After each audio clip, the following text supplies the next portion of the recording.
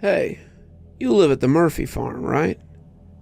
I looked up, not sure I had heard them. No one had ever actually talked to me before, so it was a little weird to have it happen. "I'm a farm kid. My dad is called Farmer Murphy, though that's not actually our name.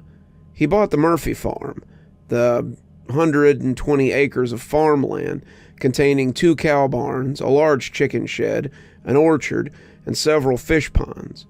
Dad made quite a lot of money working the farm, enough to afford a small army of farm hands, and we've run about 3 pumpkin patches already this year. With that kind of money, Dad thought it would be fitting to send me to a private school. Maybe he thought I could get some good education that would allow me to be more than a farmer. Maybe he thought I would have a head for business and take the farm to new heights. But whatever he had hoped, it didn't leave me a lot of room for making friends. I'm not an unpersonable guy. I don't keep to myself or bully anyone. But the kids at the private school know that my dad is a farmer. They can smell the cow crap on my boots, and they can see me work the pumpkin patch when they come to get their jack-o'-lanterns. They laugh at me behind my back. They call me Jethro and think I must be dumb and simple. This leads most of them to shun me or ignore me, and that's about how I've spent the last 2 months since we moved here. Until now, it seems. Yeah, I said, looking up from my notebook. "Told you," said a blonde girl. "I thought her name was Rose or Lily or something like that. But the kid who had asked me if I lived at Murphy Farm was Derek. Derek was the one who had called me Abner and pretended to smell crap on my boots, even when they were clean. Well, hey, we were wondering if we could see it. You know, we're real interested in farming, aren't we, guys?" There were 5 of them, 2 girls and 3 boys, and they were smiling way too big. Derek was part of the student council. The girl, who was either Lily or Rose, and the other girl, Helen maybe, were cheerleaders. The other 2 were Stan and Guthrie, guys on the football team and pseudo-bullies. They had certainly bullied me, though not physically. I was a big guy, too much time spent bucking hay and digging with a hoe, but they didn't mind picking on me. This was the most genial conversation we had ever had, actually. "Since when?" I asked, looking between the 5 of them distrustfully. Derek sighed as his smile slipped a little. Okay. We really just need someone to say it's okay for us to be there at dusk. We want to do the Corn Man Challenge, and your dad has the only cornfield in about 30 miles. It was my turn to roll my eyes. "You know that's fake, right? There's no real corn man." "Well, duh," Guthrie said. "We aren't babies. We just want to do it for TikTok. They've been going viral lately, and we want to see if ours will, too." I didn't really do TikTok much. I was usually listening to audiobooks or something on my phone if I was working in the field, but even I had heard about this one. The Corn Man was an old legend that had blown up recently. The kids were making videos in fields of themselves, standing as still as scarecrows while they sang the creepy little song that summoned him. He never came, of course, but some of them were supposed to be kind of spooky. The legend said that if you could prove to the Corn Man that you could stand still in the face of his horrible visage, then he had to grant you a wish. But it was all superstitious nonsense. You might as well ask the milk cow for wishes than some corn man. Even so, though, I supposed maybe I could work this to my advantage.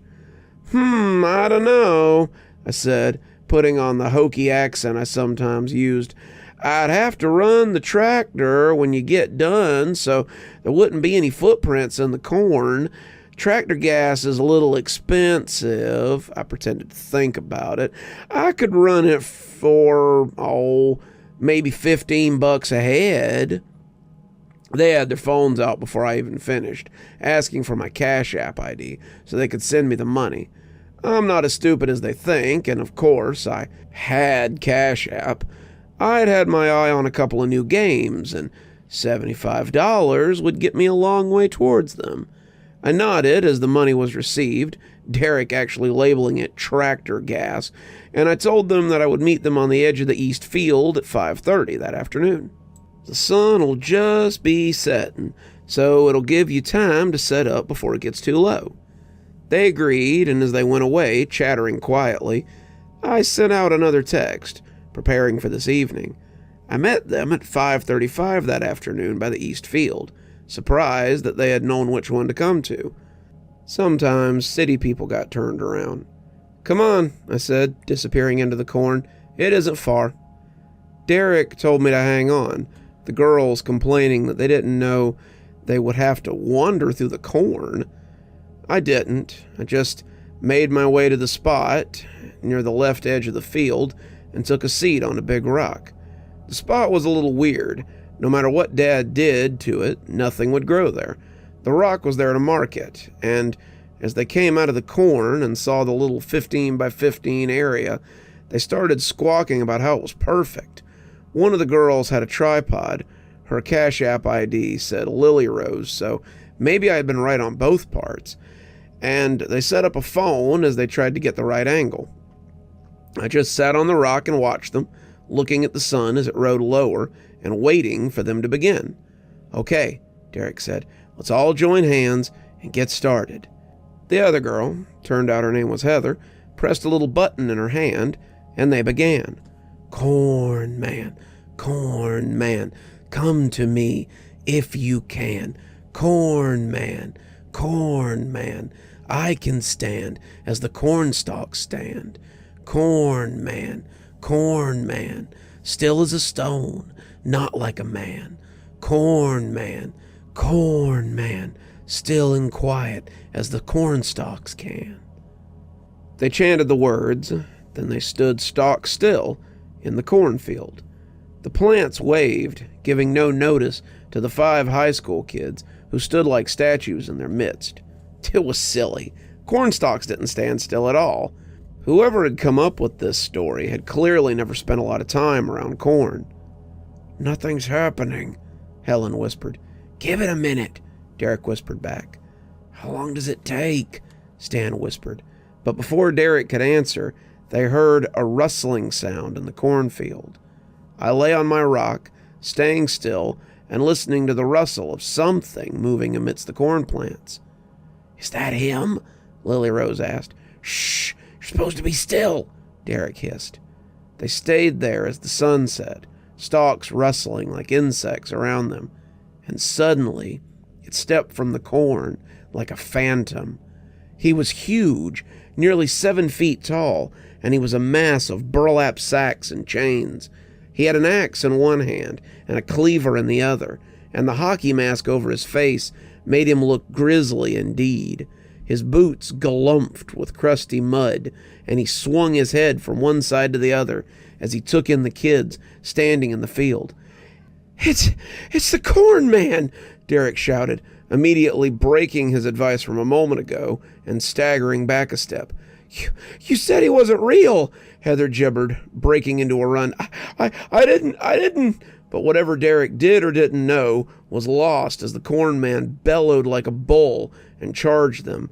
They all broke and ran, the corn shaking as they slammed into it and ran in the direction that they had come. No one stayed to get their wish. No one remembered why they had come there. And as someone grabbed the camera, they knocked the tripod over and did not come back for it. They were yelling and screaming all the way to their car, none of them giving a care for their guide, but I didn't mind. The corn man swung his head in my direction as I began to laugh, and as he staggered toward me, I clapped my hands slowly. "Great job, Travis. You're getting pretty good at this." He lifted the mask, smiling as he held his burlap-covered hand out to me. "It's pretty fun to watch them city kids pee their pants and run away." I slapped a 10 spot in his hand, and we headed for the house as Mom rang the bell from the back door. After 2 months of being made fun of and thought of as the stupid farm kid, it's pretty nice to get to watch them get their comeuppance. We stomped through the corn, the stalks parting easily, and Travis looked at the setting sun unhappily. "Hey, cuz, you ain't scared the real corn man will get us for making fun of him, are ya?" Travis, don't tell me you actually believe in the corn man. He's just a story. He isn't real. Nuh-uh. My daddy says, Travis, your daddy is a drunk who claims he met Bigfoot in Branson, Missouri. He's far from a reliable source. But he says he believes in him, and that means he has to be real, right? It was hard to believe sometimes that Travis was a year older than I was. Travis was 17 and huge for his age. The local high schools were trying to get him to play football for them, same as they did every year. But Travis and Uncle Zeke were our best hands, and Dad really couldn't spare Travis so he could toss a ball around. Zeke depended on his son's added pay so he could properly pickle himself too, so he didn't push the matter. Travis, don't believe everything your old man says. Sometimes you have to come up with your own ideas about things, you know? Travis chewed that over as we came into the barn, leaving his costume in the barn before we went in for dinner. Okay, so my earlier comments may have been a little disingenuous. I didn't lie. I've always been the big, supposedly dumb farm kid for the 2 months that I've been at this private school Dad sent me to. But just here recently, I've become more approachable by my peers. Derek and his friends are about the 4th group that's paid for the pleasure of having the shit scared out of them in my dad's cornfield, and I expected they wouldn't be the last. The first group that had approached me had been pure coincidence. Travis had come whistling through the fields as they stood stock still, and they had bolted in fear before he'd even come out of the corn. After that, I'd cut him in, put together a costume, and he blundered into every corn man summoning from then on. It's not technically a lie. People pay more than I charge for haunted houses, and I've certainly been cashing in given the time of year. People expect a scare around Halloween. They crave it, and I'm just giving them what they want. I think deep down they know there's no corn man, but it's the adrenaline rush that draws them in. I'm just providing the ambience. Derek's video went up the next day and did very well. He even tagged Murphy Farm in it, which was nice. He seemed surprised when I was in class the next day, and I had to explain to him that I had stayed still like you were supposed to do, and the corn man had gone away. That seemed to work, and he nodded as he thought about it. I went back to my assignment as the rest of the class joked about Derek and his run-in with the legendary corn man. I got approached by a new group at lunch, 4 guys from the football team, who wanted to go see this corn man too. I told them I would need to run the stock lifter, something that ran on diesel and was kind of pricey, and they shelled out $20 a head for the privilege of using the field. I laughed to myself, $80 the richer, and when a new shadow fell over my lunch, I looked up to find the last person I had expected. Hey, I heard you can summon the corn man. I was hoping I could tag along. Marjorie Stokes was not someone I would have thought would fall for all this corn man nonsense. Marjorie was here on an academic scholarship, one of about 5 given every year, and her grades reflected. Like me, however, she wasn't from the usual student background, and the others picked on her. We weren't friends. I don't know as we'd ever shared so much as a class together, but I did know of her. Yeah, I said. Why? Do you want to set up a time? I was hoping I could just tag along with those guys from earlier. I want to see what there is to this corn man thing. Well, it's generally $20 a head, but I'm mostly just gouging those guys. For you, I'd do 10. Just don't tell anybody. She nodded, reaching into her purse and pulling out a 20. I can pay. Where and when do I meet you? I slid the 20 into my pocket, respecting her desire for fairness. 6, by the east field. It's the one with all the corn in it. You can't miss it. She told me she would be there, and walked quickly off so she could get her own lunch. I shot a text to Travis, telling him we had more people looking for the corn man, and he said he'd be ready. I smiled as I chewed, happy that business was booming, and reflected that it would kind of suck to go back to being the big dumb farm kid again once Halloween was over. It would suck, but I wouldn't mind returning to being a nobody either. Having a full social calendar was kind of a pain, and it was only a matter of time before Dad noticed that I was doing something out in the field and put a stop to it. Till then, though, let there be corn, man. The sun was sinking below the corn as a little red hatchback pulled up along the fence line, and I saw Marjorie hop out and adjust her cardigan. "Am I late?" she asked, not seeing anybody. About that time, I heard the exhaust of a large F-250 as it came into view, and I shook my head. "Nope, looks like you're early." The 4 burly football players piled out, giving Marjorie a questioning side-eye, and I told them to follow me as we headed into the corn. They came along noisily, talking and joking as they pushed the corn aside, and when the 5 of them had come into the field, the biggest one turned and tossed me his phone. "You got the recording, right?" I nodded and lined up the shot, the 4 of them laughing as Marjorie came to join them. They were all very cavalier about the whole thing, but I noticed that Marjorie was almost shaking with anticipation. She was quiet, almost stoic, and as they took their positions, she seemed ready to fight to get what she wanted. I lined up the shot, telling them to start when they wanted, and the 5 of them began to chant as the corn swallowed the last line of the setting sun behind the stalks.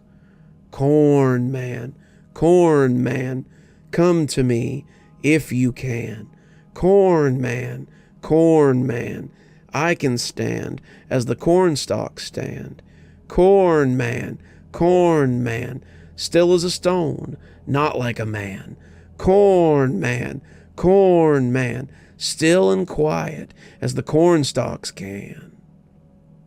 The ritual complete, they stood there like statues as they waited for the coming of the corn man.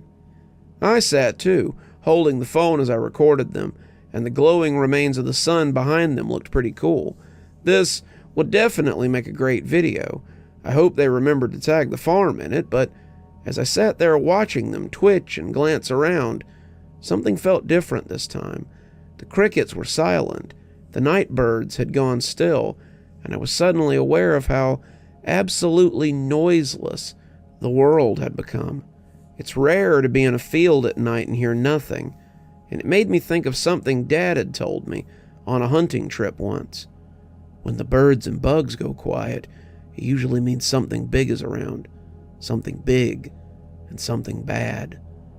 I breathed a sigh of relief when the corn began to rustle. There he was, I thought, as the stalks shook and the assembled kids began to shudder. He was later than usual, but the big oaf sometimes forgot that he was supposed to be here. Travis could be flaky, but I was glad he hadn't forgot our arrangement. When the thing broke free of the corn, I knew in an instant that it wasn't Travis. This thing was made of corn stalks and roots. Its arms were wound together plant fibers, and its legs were thick and muscled with the bulging veins of vegetation. Its face looked like a pagan idol, the features made of delicate silk and weathered corn stalks, and the eyes blazed at the assembled children like the coals of a fire. "Holy shit! What the fuck is that?" one of them shouted, and the thing turned its head to look at him about a second before one of those arms came up and wrapped itself around him. I heard his bones break, his skin tear, and his final horrified screams were cut off as he was torn to pieces. The others ran then, the 3 football players sprinting into the corn, but I was frozen to the spot on top of my rock. I watched as it went after them, my eyes locked on the bloody remains of the kid whose name I had never bothered to learn, and from the rock I heard the thing as it caught them. They screamed like trapped animals, their fear and their pain a living thing. But as I looked up, I noticed that someone hadn't run. Margaret was still there, her cardigan splattered in blood and her face full of terror, but she refused to move. She was stock still, her chest barely rising, and when I glanced down, I remembered that I was still recording. The kid's phone had caught all of it, and as the thing came stomping back, I tried to keep everything in frame so I could prove that I'd had no part in this. At least one person had been torn to shreds on my dad's land, and I was not about to go to prison for some psycho that had been hiding in the east field. As it came lumbering out of the field, it looked at Margaret and made its laborious way over to her. To her credit, she never moved, though I could see the tears sliding down her face as they joined the gore there. It stood far taller than it had any right to be, its body blocking the light of the moon as it fell across her. It seemed to judge her with those living coal eyes. "Ye have proven thyself worthy of my boon, child. What do you ask of the corn man?" Her voice shook only a little, but I still heard it from my rock. "Please, my mother has cancer. Cure her, I beg you. She's all I have in this world. Please, take her cancer from her and let her live." The corn man nodded his head slowly, and it sounded like trees bending in the wind. "Granted," he whispered, and as he disappeared into the cornfield, I could see the red running off him and hear the creak of the stalks as he vanished. The police found the bodies of Trevor Parks, Nathaniel Moore, Gabriel, and Michael Roos in the field that night. Dad was pretty mad when he learned what I'd been doing, but the video cleared me of any involvement in the deaths. Travis had thankfully been busy in the cowshed with a particularly fussy milk cow, and had remembered that he was supposed to be the corn man about 10 minutes after sunset. He had actually met Margaret and I as we came out of the field, and I had to stop her from screaming as he came lumbering up in about half his costume. The police took the phone, and the official report stated that some psycho had been creeping around, found us in the field, and decided to kill everyone but Margaret and I for some reason. Dad forbade me from doing anything like that in the field again, and I agreed, pretty done with anything related to the corn man after that. A couple of days later, after I'd been asked about 1,000 questions by the police, Margaret came to sit with me at lunch. "Thank you," she said, and I was a little confused as to what she was thanking me for. "For? My mom got the call today. They have to run a bunch of new tests, but the cancer's gone. She had a tumor in her brain about the size of my thumb, and it's just gone." We sat in silence after that, neither of us saying it, but both of us thinking the same thing. It would appear that Margaret had gotten her wish from the corn man after all. You're still here. Thanks for stopping by. Dr. Plague here. Always a pleasure to see all my new and old viewers coming by for another one of my spooky tales. If you'd like to support the show, you can always take part in one of our channel offers through Fume or Aura, or you can just click on another video when they come up. I'd really appreciate it. For our newer viewers, we also have lots of playlists and other things if you'd like to get caught up. I know some of my series have been going on for quite a while. If you'd like to get my latest book, there's a link down below that'll take you to my Amazon page. Towesey Homestead just came out, so if that's something you'd like to get your hands on, go ahead and have a look down there. If you'd like a signed copy, you can go ahead and email me from my email address on the site, and I'll get with you about shipping information and ship you a signed copy. If you'd like to support the channel in a more monetary fashion, we also have membership through YouTube, and we've got a Patreon that you can get the information for in the description. We have lots of tiers and everything to suit your needs. Patrons that support on the $10 tier, that's our Ghostly Reader tier, get a book anytime I write one, signed and on their doorstep. As you may have noticed, there's a list of patrons and members on the screen, and I'd like to personally thank every one of them for taking a hand in the future of this channel. Well, that's enough for tonight. Dr. Plague, signing off. Have a wonderful evening.